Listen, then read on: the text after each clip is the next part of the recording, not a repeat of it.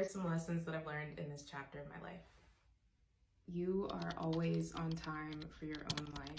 I am someone who is very ambitious. I'm always looking into the future, hungry for what's next. And the reality is that you're always going to want more in your life. So instead of constantly worrying about the past or being anxious about the future, live in the present and know that where you are in your life is right on time. When I would see my peers around me achieving certain goals that I had for myself, I would always wonder, what's taking me so long? Why am I a late bloomer within all these areas in my life? But I've learned that I'm not behind. I'm on time for my own life.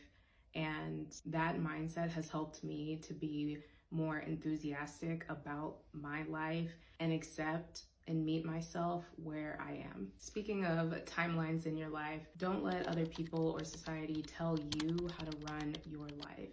Society has its own standards of beauty, what age you're supposed to do specific things. But just because society has its own story, that doesn't have to be your story. A lot of people who have always wanted to do something, they usually project the disappointment that they have within their own selves on other people. So don't let someone else make you feel like you're not doing things the right way. You are the star in your own movie. You're the captain of your own ship. Don't let what's happening around you get inside you and bring you down. Don't expect you from other people or you'll be disappointed every time. When I talk about this with people, the example that I like to give is if I was tasked with cleaning a wall and someone else next to me was tasked with painting a wall, I would take a toothbrush and scrub every single nook and cranny of that wall. I would be super meticulous and ensure that everything is in tip-top shape. That will be the best wall you have ever seen in your life. Other people may just take a rag, a sponge, spritz some cleanser on there and call it a day.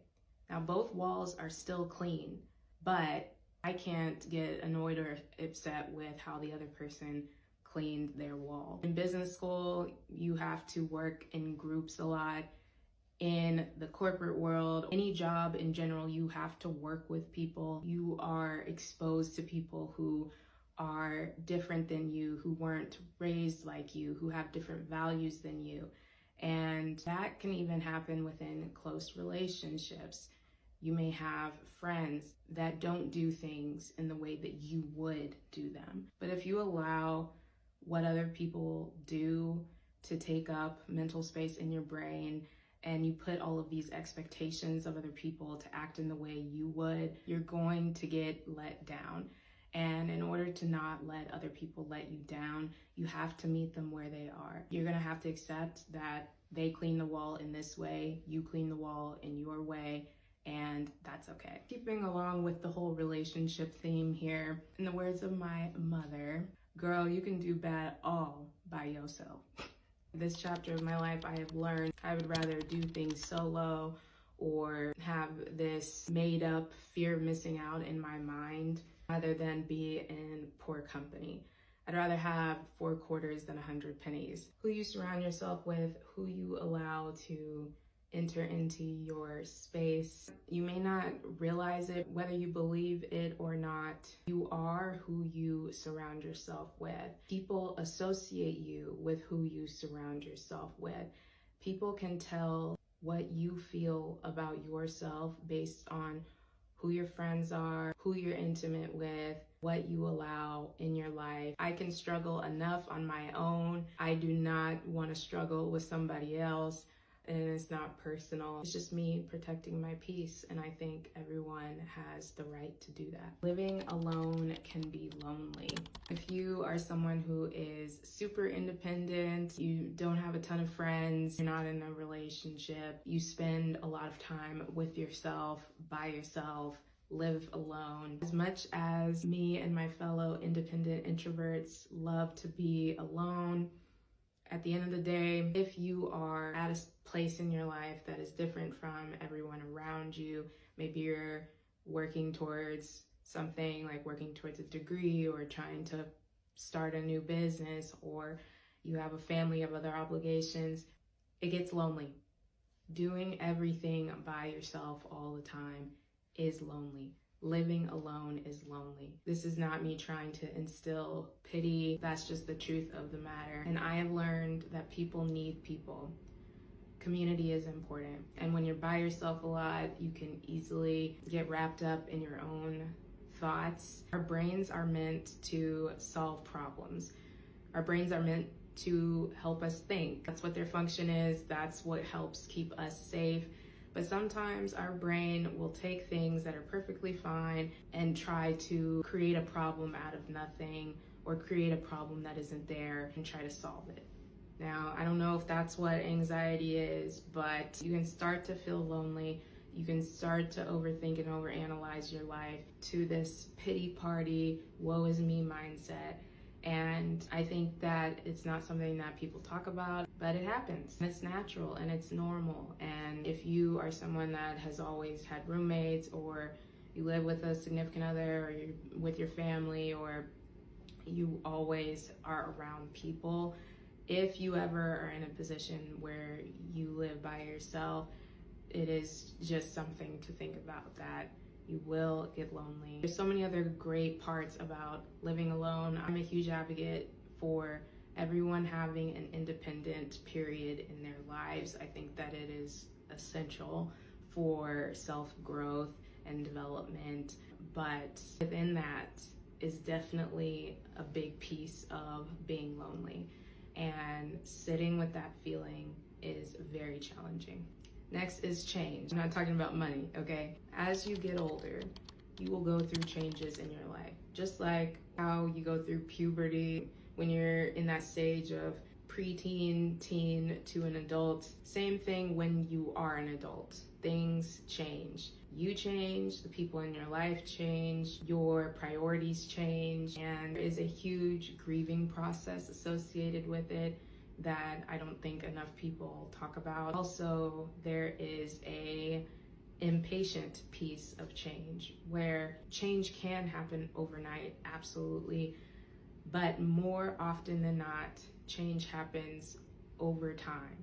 And so every single day, it may not feel like anything is changing until you look back and see, wow, everything in my life is completely different. I'm completely different than who I was a year ago. That's when the change hits you. I love my routines. I'm a big creature of habit, but I also don't like feeling stuck and being on this hamster wheel. So when I start to get that feeling, then I'm like, okay, it's time to push myself to do something different. When I enter and exit different stages of my life, there is this excitement in the new stage, but there's also this sadness of leaving the old stage behind. And again, I think that that can be applied to anything. If you graduate college, there's a lot of things you may not miss about college, but there's a lot of things you will miss.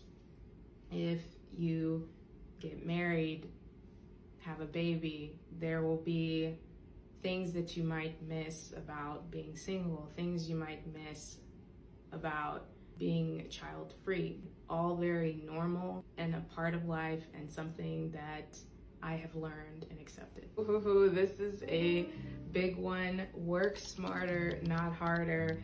I know that is a common cliche phrase, but I have definitely learned that sometimes stuff just doesn't work. You have to learn when to fail. You have to learn when to quit.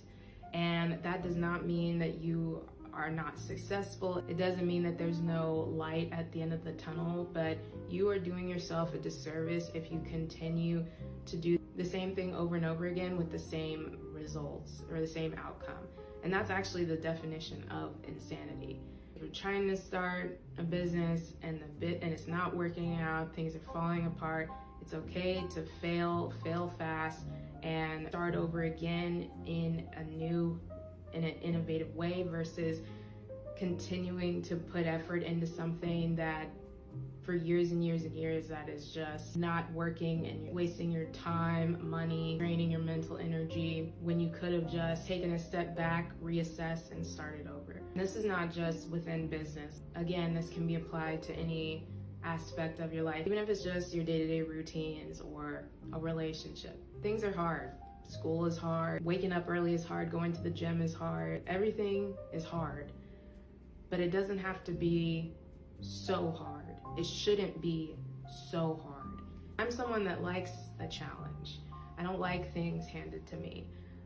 But at the same time, you have to know when it's time to let it go and move on and try things differently. That is how you open yourself up to the right people, to the right opportunities. Because if you stay stuck on that hamster wheel, if you stay stuck with all of these roadblocks, if you keep experiencing the same negative things, then you're going to be stuck in these negative cycles. So if you feel like you are disorganized and you just can't get yourself to figure out how to do laundry, instead of you constantly trying to do laundry yourself, outsource.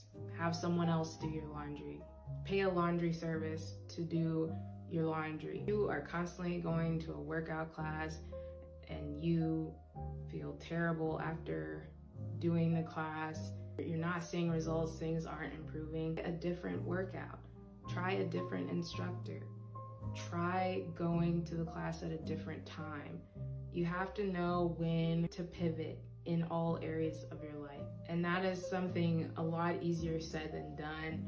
But as someone who has walked many uphill battles and still tried to walk an uphill battle just to almost get to the top and roll right back down to the bottom of the hill, take it from me, work smart. It's great to work hard. Oftentimes, unfortunately, the hardest person working in the room is not always the most rewarded or visible. More important to take that hard work and make it work for you. When things aren't happening for you, start to feel these thoughts of, why is this not happening? Why is this taking so long? Why can't I catch a break? Why?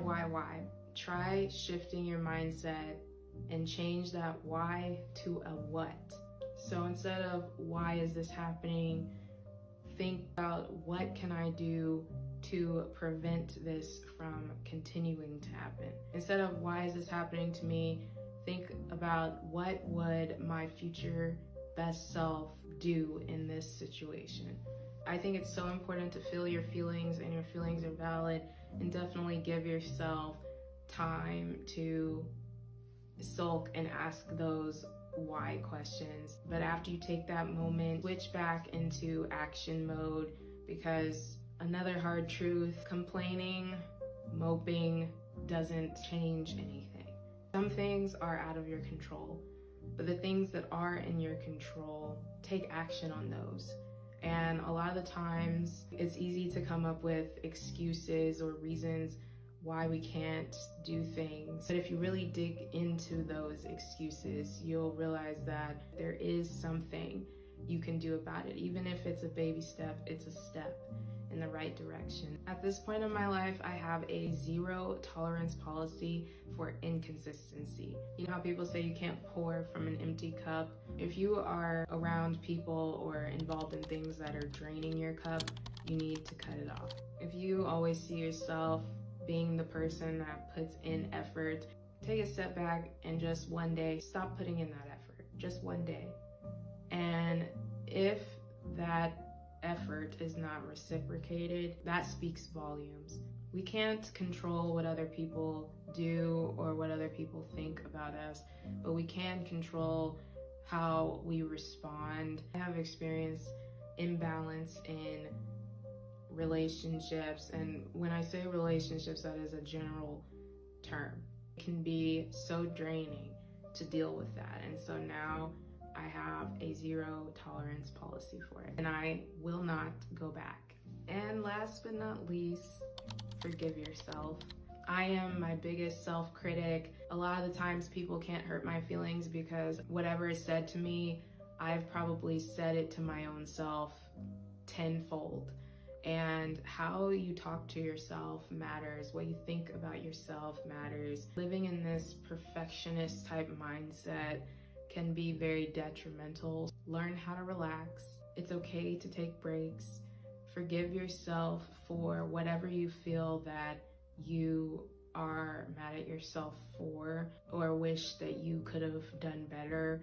Forgive yourself. If I was around someone that was rude to me or not treating me well, I would be frustrated at the person, but I would more so be upset with my own self for allowing someone else to walk all over me. Nobody is perfect. You have to forgive yourself, which is a big part in being able to let go of things, or else it's going to continuously build up and build up and build up. Be kind to yourself, forgive yourself, know your value, know your worth, know what you deserve. So that is what this chapter of my life has taught me. Definitely been a journey, to say the least. Lots of growth and transformation happening in my life, but I wouldn't have it any other way. And I hope that these insights that I've learned have been helpful to somebody out there who needs to hear it. Overall, I would describe this chapter as how to fly a plane as you build it. Yeah. How would you describe this chapter of your life? Leave a comment and let me know, and we will chat later. Peace.